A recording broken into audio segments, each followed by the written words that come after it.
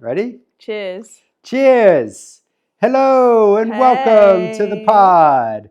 This is By the Saints. I'm Chris, I'm Kim. and we are the Saints. Kim, what have we Hello. got going on today? Okay, so we are on vacation. Vacation in the forest. As you can see behind Chris, this delicious forest. Oh, We do magical. really like forests. I don't actually know where Mhm. we are. We're somewhere north. we're in the Sierra Nevadas. Okay. So we're in kind of northernish California, somewhere between Yosemite and Lake Tahoe. Yeah, and it's gorgeous. We're in this Beautiful. A-frame house. That Honestly, just, it's goals. The windows, the literally. skylights. Yeah. It just highlights these amazing redwoods behind us. And we just finished making a delicious sandwich. Yes. On using the fire outside. And Potatoes on a campfire. Yes. Mwah, one of our favorite takes things. like an hour and a half to make the potatoes. Yeah, it does. It was incredible. And last night we watched Kiki's Flying Service. Delivery service? Kiki's Delivery Service. On the projector, which was gorgeous. So yeah, it's cute. just been a lovely little getaway. We No needed phones. it.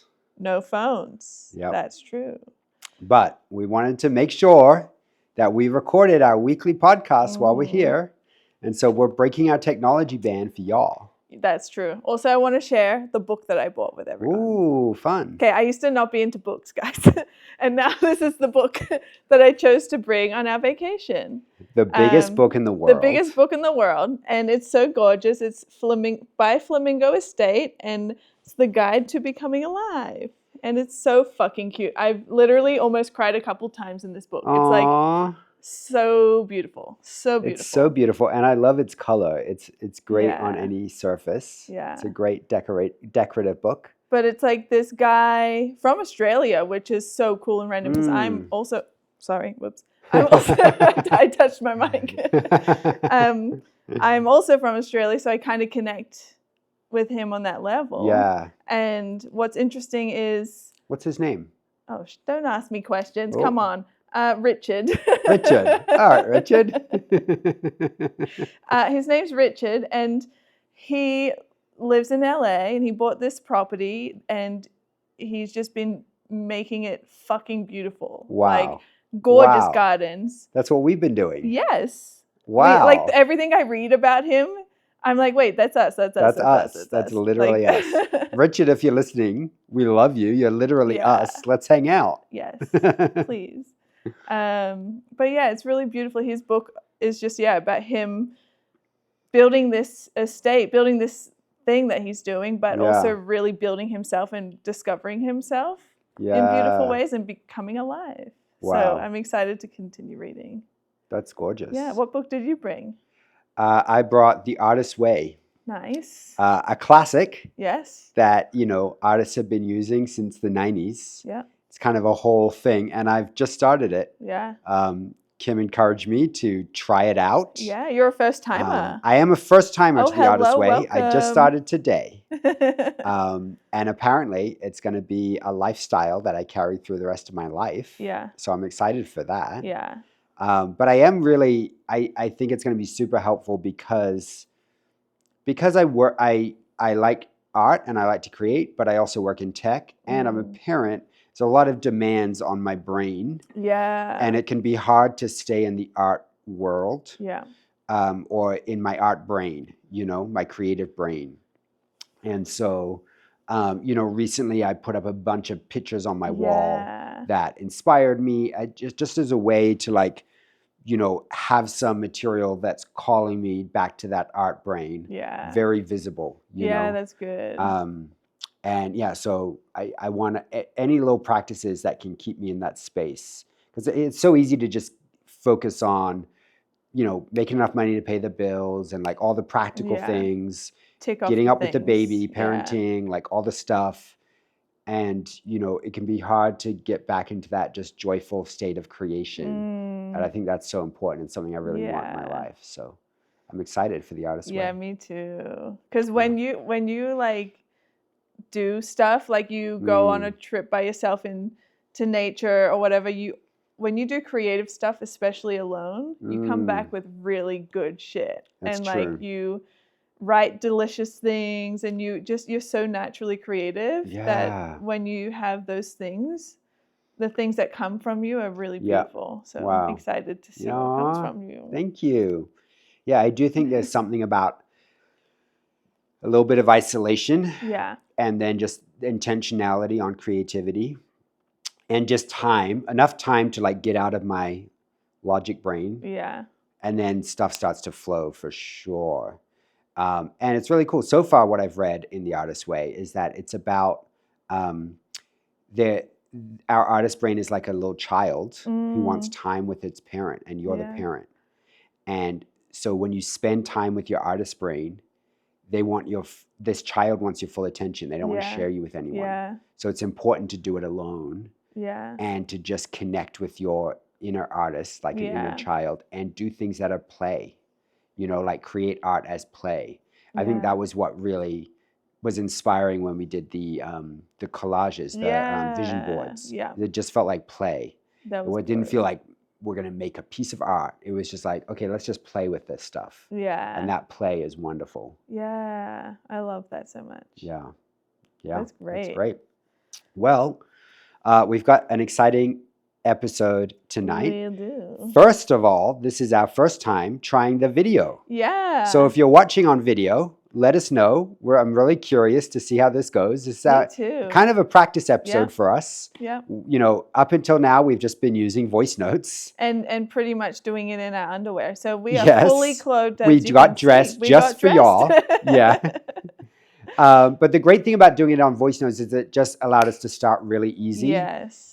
Just start, create, put it out there Yeah. without too much effort. Yep. And that's just a mental thing, Yeah. right? It makes it Yeah. easy to just run and go. Yeah. Really embracing bad art. Embracing the bad art Embracing it. ethos. Yes. Oh, love.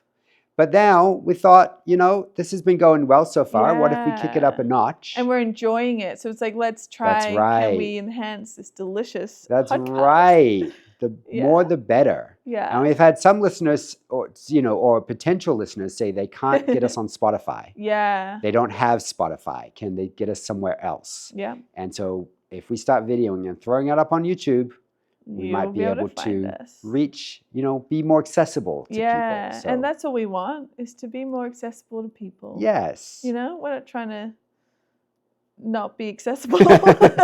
A little bit. I don't know. It depends on the person. That's For some true, that's people, we true. want to be accessible. Okay. Not just messing. Yeah. Oh, that's I great. love that. Well, what are we talking about tonight? Okay, so a few episodes ago, Yeah.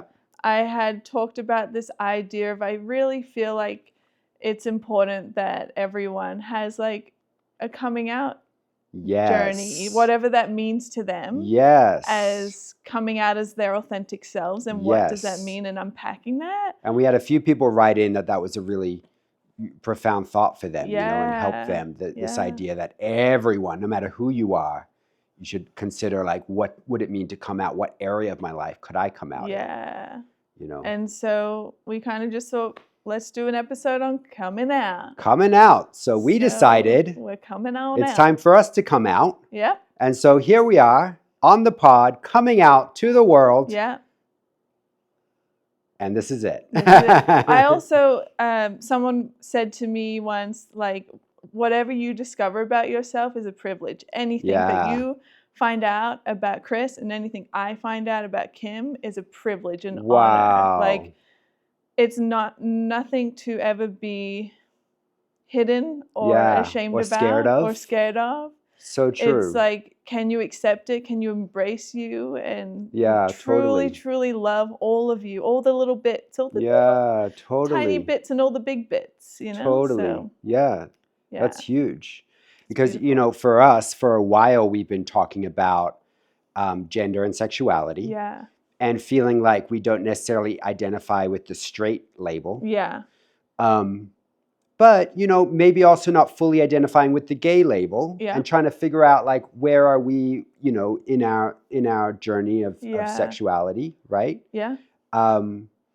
And there's been a few milestone thoughts along that road that's kind of led us Yeah. to where we are now, Yeah. where I would say we both identify as queer. Yeah. Would you agree? Yeah. And so,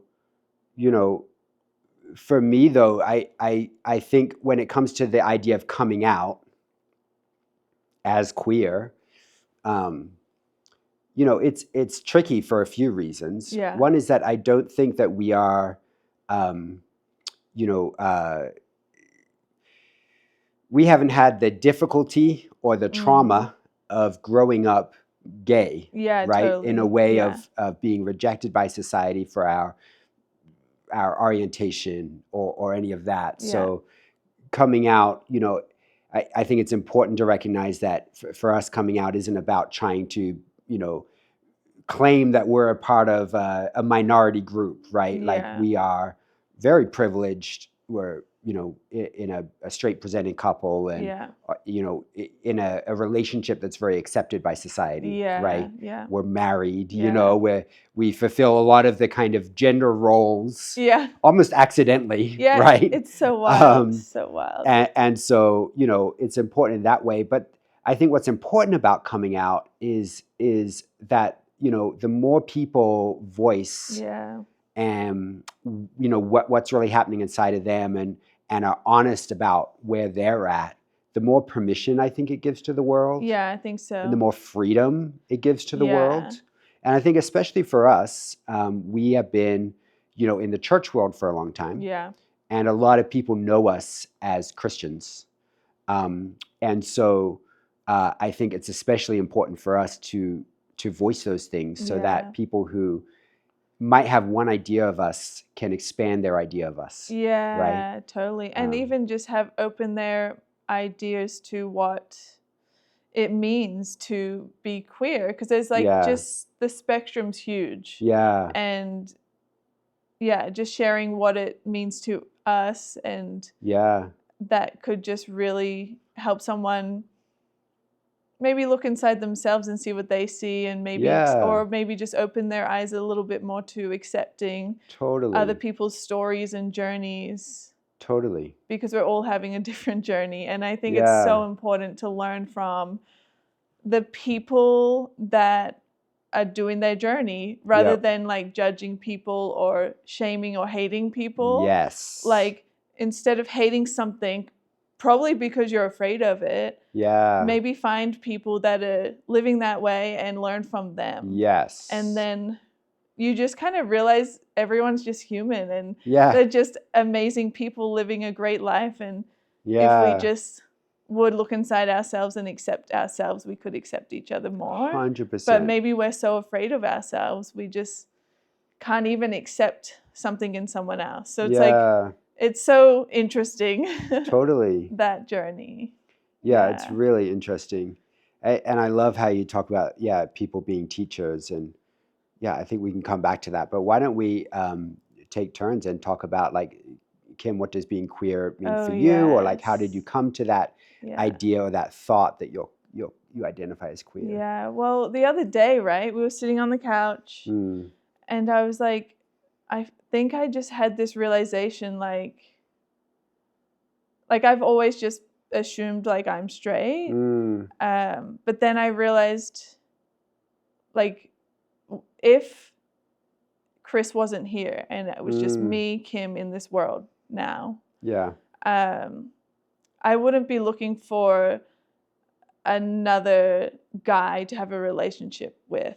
I Yeah. would be looking for another person Yeah. that has a soul connection, the way that we do. We have Yes. this beautiful connection. Yeah. Our relationship's incredible. Yeah. And I would want to be looking for something like that Right. with someone, Right. rather than like just really focusing on gender. Yeah. And Totally. so then that is interesting. It kind of opens the idea to maybe being more pan, Mm-hmm. because pan is open to All gender. basically gender is irrelevant. Yeah. It's about the human connection, right? That's Yeah.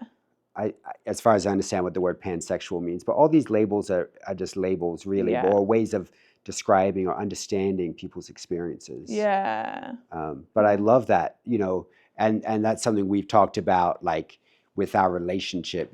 I would so hope and love that if I ever died, or we weren't together anymore, that you would be able to really just thrive in life. Yeah. First of all, with your relationship with yourself. Totally. Yes. As the most important thing. Yes.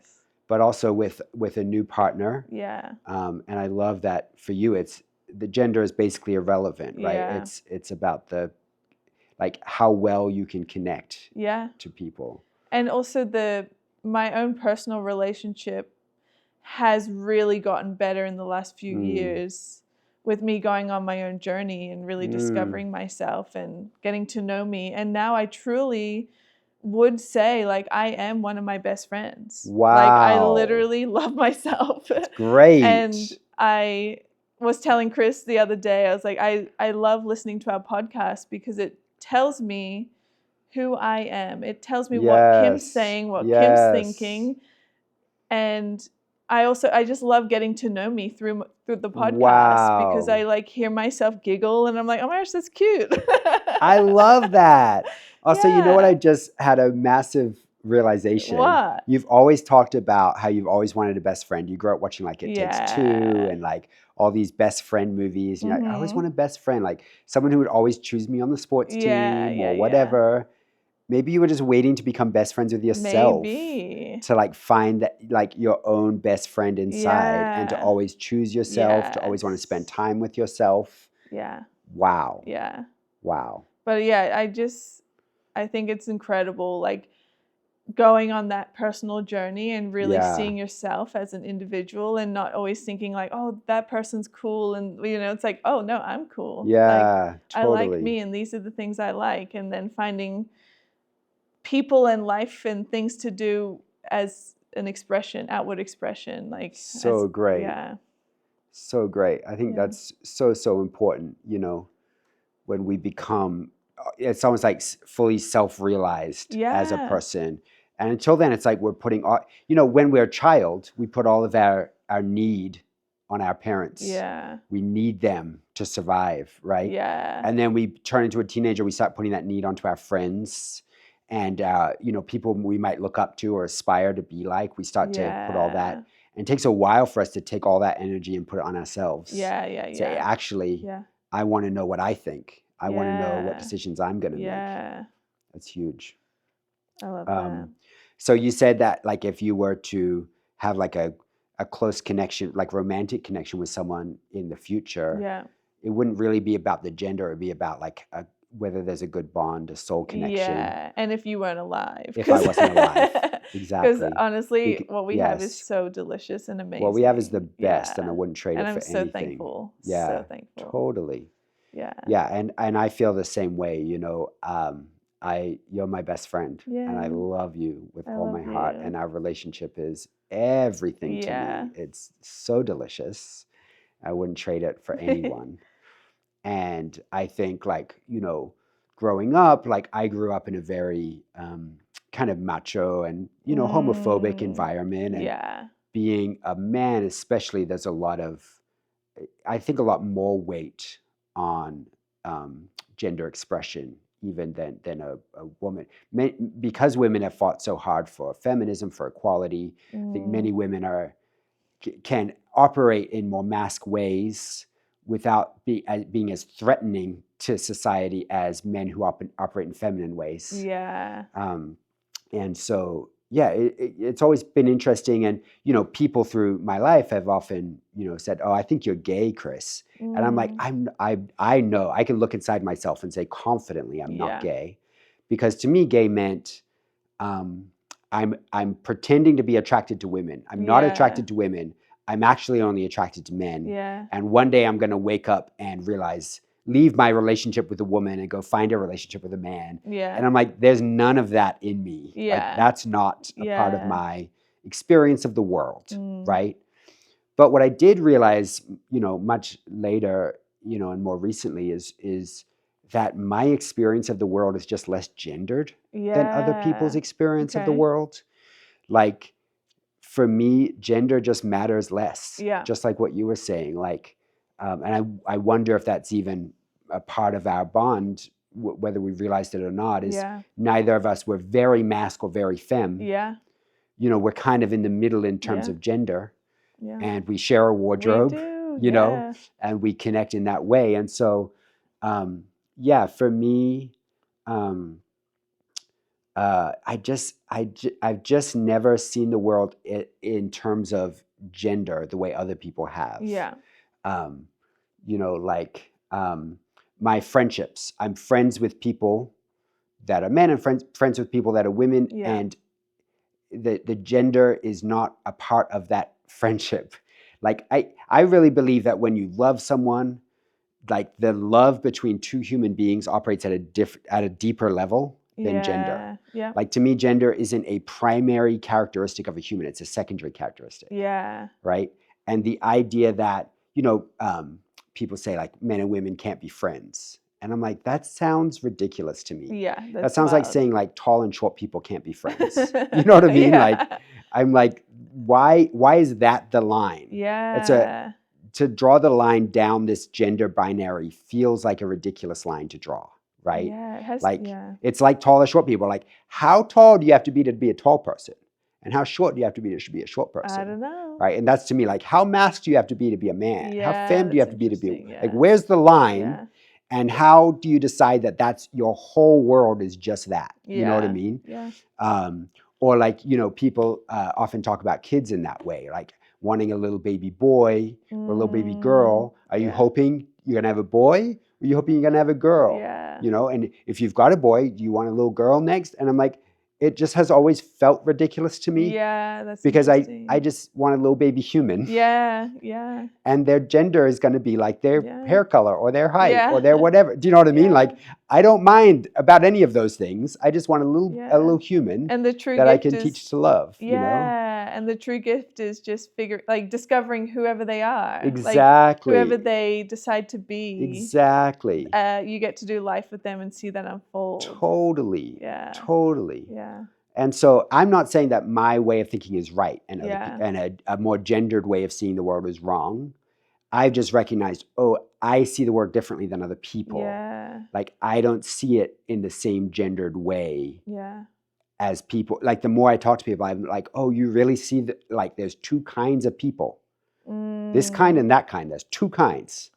And I just don't see it that way. Yeah. Do you know what I mean? That's Like, interesting. even, you know, when we were in the church, it's very popular to have men's groups and women's groups. Yeah. And I've always found them so odd, Yeah. right? Like, the men's group is, I don't know, watching football and drinking beer. Or like doing something with a chainsaw. What were they doing? Like just doing hammering stuff. Work with tools or whatever. I'm like, but I know women that are far more into Yeah. football than I am. Yes. And women that would love to work in the tools or go four-wheel driving. Yeah. Yeah. And then what are the women doing? They're cooking or doing Cutting flowers. making bouquets. flower arrangements. I know plenty of men that would love to be making the flower arrangements. You would. I would love. Yeah. I'm more into flower arranging than football. Yeah. When we started our relationship, you were way more into flowers than I were. Yes, I love And you were nature. like, I would love, if you bought me a bouquet of flowers, I'd love that. I and I love was like, that. please don't buy me a bouquet of Yeah. flowers. Buy me a chocolate bouquet of flowers. Yeah, yeah. But now I love flowers. Yeah, you Because I do. love You've learned to beauty. love them. Yes. Yeah. My eyes Yeah. are opening up to beautiful Totally. things. So But to Yeah. me, like, you know, there's some people like football and some people like flower arranging. yeah. And the line between that is not gender. Yeah. Yeah. So why don't you have a group for all the people who love football Yeah. and a group for the people who love flower arranging Yeah. instead of making a gender split? Do you know what I mean? Yeah. So I guess it's just like, yeah, I think more and more like recognizing that, oh, I've never really seen the world as gendered as other people have seen it. Yeah. I enjoy being one of the boys and I enjoy being one of the girls. I enjoy Yeah. masc things and femme things, right? Yeah. Yeah. And in my fashion, I like to have masc and femme. Yeah. In my art, I like to have masc and femme. Like, I think that they're really interesting energies or attributes to play around with. Yeah. But I don't really see people as falling into two categories. you Well, know? I also even think that every person on this planet Earth probably has both masc and femme. Totally. It's just, if you're born a certain way, maybe you might lean into one of the other, feel more comfortable to lean in one of the other, which way, because of the way that the world teaches us to be. Yeah. But if you realize it's just more like, are you more accepting of your masc and femme side. So if Yeah. I'm presenting more femme, it's just maybe I'm afraid of my masc side. Yeah. You know, it's like, is it fear of embracing your femme side if you're a man? Totally. Like, I don't know. Like, I just think we all Totally. have it. We're all both and all of it. Yes. Yeah, and everything in totally. between, because it's not even just that or that. There's like Yeah. a whole spectrum. There's a whole thing. Totally. And I think it's just really important looking inside yourself and seeing what you find. Yes. Touch my thing again. And then learning from other people that are having different experiences. Yeah. Yeah. The other thing about like masc and femme is so much of what a man thinks of as their masculinity or a woman thinks of as their femininity. Yeah. Are these social constructs that are so new. Yeah. And have been pitched to us by advertising essentially. And they're made up. Oh yeah. You know, like so much of it, right? Like growing up as a man in Australia, there were ridiculous things. Like if you shave your body hair, that's you're a pussy, you're a girl. Do you know what I mean? Or whatever. And I'm like, what does body hair got to do with gender? Yeah. Like, I don't know, there's so many strange things that we come up with these rules. Or colors, pink and blue, or oh my gosh, that's funny. I'm like, how are you claiming a whole color? Yeah. And the other half of the world isn't allowed to use that color. Only this half of the I'm like, what? This is ridiculous, right? And that's funny too with the color and the baby stuff, because when we like have a baby girl, and dress her in blue, everyone's just he, and we're like, okay. And then when we put our boy in stuff that's any shade of pink or purple or in that world, a fuchsia, a magenta, any kind of those types of shades, she, girl. I'm like, that's remarkable. That would, you know, we see the world in these two clear categories. Yeah. And, you know, looking back at history, the idea that people fall into these two gender categories is really new. Oh, interesting. There's always been, obviously, you know, there's physical differences in our bodies between male and female bodies. Yeah. But gender as a social norm, as a how we act, what colors, what effects, you know, all those things got really locked in place and separated in the West with the British Empire. Yeah. But if you look at all the traditional cultures, there's been so much respect and room for gender diversity. Yeah. And fluidity in the gender spectrum. You know, so many cultures have respect for people that are seen as two-spirit or, you know, bringing two different gender energies together into one human. Yeah. And they were often seen as teachers or as people that could really, that's why I want to come back to this idea of people as teachers, right? Oh, yeah. Because people who were seen to bring male and female energies together would be these kind of holy teachers that other people could learn from, you know? And even in the Christian Bible, you read all about people that were eunuchs, these essentially transgendered men that had gender affirming care, you know? I mean, they wouldn't have called it that, right? Yeah. But it was about gender diversity in a role in society. Not all these roles have been great or healthy. Yeah. Do you know what I mean? But it's always been fluid until very recently, where, you know, it really started to be locked in that there's men and there's women, and you keep them separate and you put a line between them, and the men sit on that side and the women sit on that side. How did it get so locked in, like so intensely? Yeah, it was about like the roles in society, and really it's about patriarchy. Interesting. It's about the idea that the men must be in charge, which means you need a clear line between the men who are in charge and the women who obey the men. Wow. And the children who obey the women and the men. Do you know what I mean? Wow. And the slaves who obey the masters. Like that hierarchy of obedience and power was really started to get codified in the West. You see it through Roman, you know, ideas, even though they were still very fluid. Yeah. And then really all the way through to the British Empire, where that stuff really got locked in. And then as those colonizing forces went around the world, they started telling everyone that what they were doing was savage, uncivilized, barbaric, and they needed to follow Western customs, you know? And so everyone that was, you know, gender fluid needed to start wearing men's clothes or women's clothes. And the other one is an abomination, you know?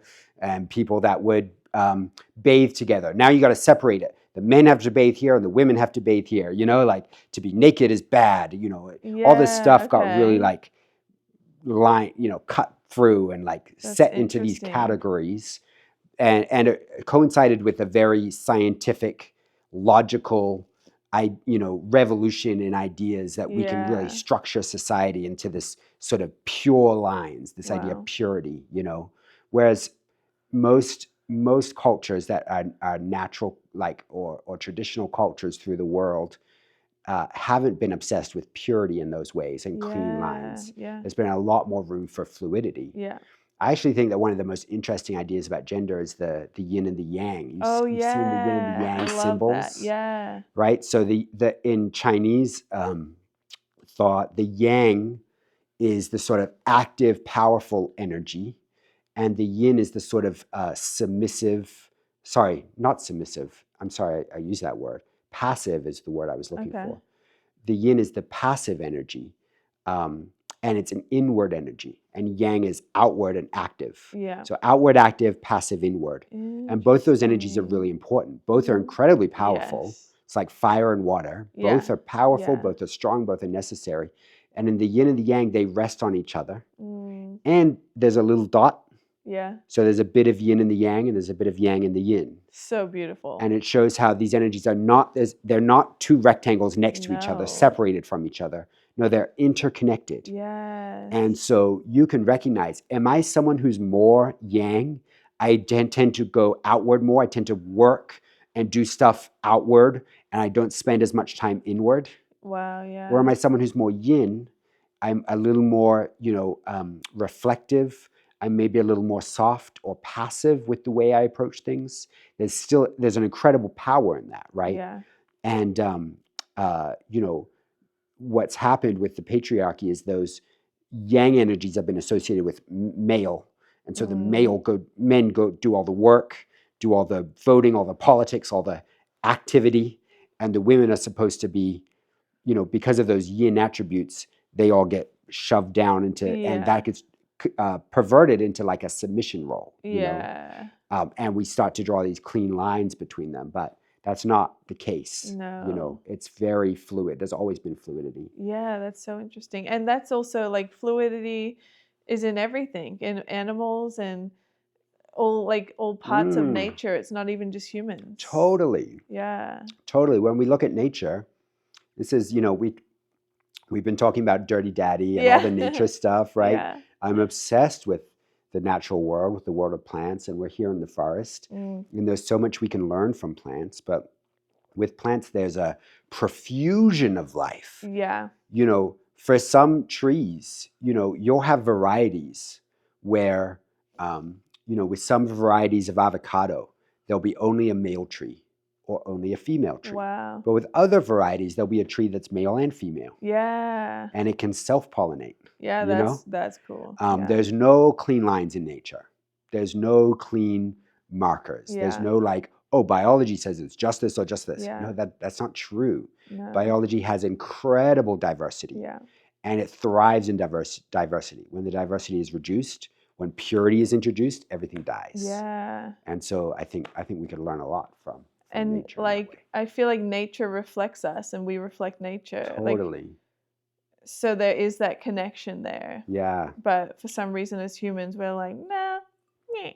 And it's like, no. Totally. So we don't really fit in that category of like rule following and like this one way and female and male. It's like we're really more fluid, more open, more connected to ourselves, to nature, to people, and accepting just like all walks of life. Totally. It's so important to me. I think that when I meet a human, I want to just connect with who they are as a human. And I understand that because of the roles of in society, I can't always do that. And so that's often caused me pain. I'm like, I get that because I'm a man, you probably don't want to connect with me because men are scary or threatening or terrifying, right? I get that. But I wish it wasn't that way. I wish we could connect as humans, you know? We watched this amazing, incredible documentary that's up for an Academy Oh Award now, yeah. Come See Me in the Good Oh Light, my gosh, love that. with Andrea Gibson. And And Meg. Andrea said this amazing thing, that they used to be, upset when people would misgender them. But in this documentary, it's essentially Andrea's journey towards death. Yeah. They've been diagnosed with terminal cancer. Yeah. And so we just see their journey through, as they look at the world and as they experience life leading up to their own death. Yeah. And their thoughts are so profound and beautiful. But this one thing they said was, the part of me that's returning to the stars doesn't have a gender. Yeah. And I thought that is incredibly Yeah. beautiful. Yeah. They were like, the closer I get to death, I'm not worried now if people misgender Yeah. me. I'm not, like, none of that affects me, because I'm tapping into like this deeper level of humanity Yeah. that is, the part of me that's going to return to the stars doesn't have a gender. And I feel like in our relationship, the love that we have, Yeah. the bond between us is at that deeper level. Like, it doesn't have a Yes. gender, Yeah. right? Yeah. Yeah. I really think that that when two people love each other, whether it's a romantic love like ours, or the way we love our son, Yeah. or just, two friends who really love each other, like, the love between two people is obviously at a deeper level than gender, Yeah. right? It's Yeah. not because I don't love you because you're a woman. Yeah. Yeah. I love you because you're Kim. Yeah. Like, Yeah. my human consciousness is connected to your human consciousness. Yeah. And gender is just one fun thing about you. Yeah. Do you know what I mean? That's good. I Like, like and it that. can be fluid and it can change, and that Yeah. doesn't threaten our relationship. Yeah. If you decided to change your gender, or I decided Yeah. to change my gender, that wouldn't threaten our Yeah. relationship, No. because our love is at a deeper level than Yeah. gender. And I think that, like, one beautiful thing that's so beautiful about relationship is, like, finding someone you want to grow with, that you can grow Yeah. with. And I think that's a really big, important, beautiful part of our relationship is Yes. we've always grown together. Yes. Separately and individually and stuff, but like together, and we're always growing forward, moving. Totally. Yeah, and I think that's really Totally. incredible and really beautiful. That's so important. Yeah. Right? Like, Yeah. can you both change Yeah. who you are? Yeah. Um, Like, we are nowhere near who we were when we first 100%. met, or got together, or got married, or got even married. last We're year. different people. Last year, we Yes. were different. That's Yes, crazy. we're different people. Wow. But all of our changes are just wonderful things I get to discover about you, and Yeah. wonderful things you get to discover about me. And our bond, our connection is deeper than all those things. Yeah. Right? Yeah. And I think that's so important, to allow each other to change, right? Yeah. If someone's in a long-lasting marriage and they can't change, or if they did change, it would break their relationship. Oh, yeah. Like, that's so sad. That would be sad. Like that, it feels like that relationship is keeping you trapped in a past version of yourself, Yeah. and not allowing you to progress or move on. So Yeah. I'm so grateful that we can be free to discover whatever we want, Yeah. and support each other in that Me journey. too. And I'm so thankful that we journey and explore this world Oh, together. And yes. it's just a wonderful, delicious life. So I'm delicious. thankful for you. I love it. I love you. I love you. Oh, cute. All right. Is there anything else we want to chat about on the pod? I don't know. I think that's good. I feel like when you brought up Andrew, I almost cried though, because Yeah. like I seen a picture of them, because they have passed now, Yeah. and I could just see the divine in them. Yeah. And I was just like, totally. they are incredible, and like they have all these poetry books and all these beautiful Yes. things that they've left as gifts to the earth. Yes. And I think that's really incredible. And then Meg, their partner, has been traveling, I guess, America on showing this movie. Mm. And she's like, I see Andrew in everything, in the sunset, in all these little things in life. Like, Andrea's still here. Andrea's in Yeah. me. And I just think that's really beautiful, the connection that they had Wow. and have. Wow. It's just really beautiful. It's a really good documentary. I It's highly a recommend beautiful it. documentary. Yeah. Everyone should watch it. Yeah. And we're cheering for it to win Best Documentary Feature at the Oscars. Yes. So yeah, we're Yeah. hoping for that. Yeah. And it's a beautiful look at death. We might do another It really podcast is. episode We on do the wanna do topic one, of yeah. death. Yeah. So I think it's a really important and beautiful topic. So stay Yeah. tuned for that one. But I think that's all for tonight. Yeah. It's been great chatting to y'all. Yeah. And tune in next time.